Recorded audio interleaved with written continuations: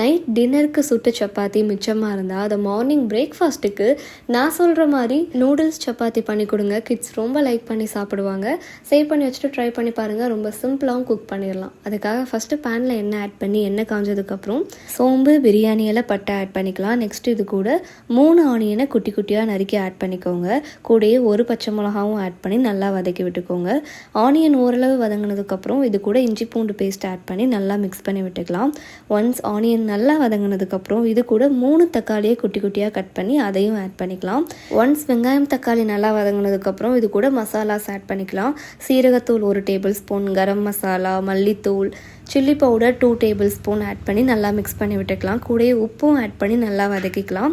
மசாலாவோட பச்சை ஸ்மெல் போனதுக்கப்புறம் இது கூட 5 முட்டை ஆட் பண்ணி நல்லா மிக்ஸ் பண்ணி விட்டுக்கலாம். நெக்ஸ்ட் இது கூட பெப்பர் ஆட் பண்ணி நல்லா மிக்ஸ் பண்ணி விட்டுக்கலாம். முட்டை ஓரளவு வெந்ததும் நான் ஆல்ரெடி மிச்சமான சப்பாத்தியை நல்லா ரோல் பண்ணி அதை நூடுல்ஸ் ஷேப்க்கு கட் பண்ணி எடுத்துக்கிட்டேன்.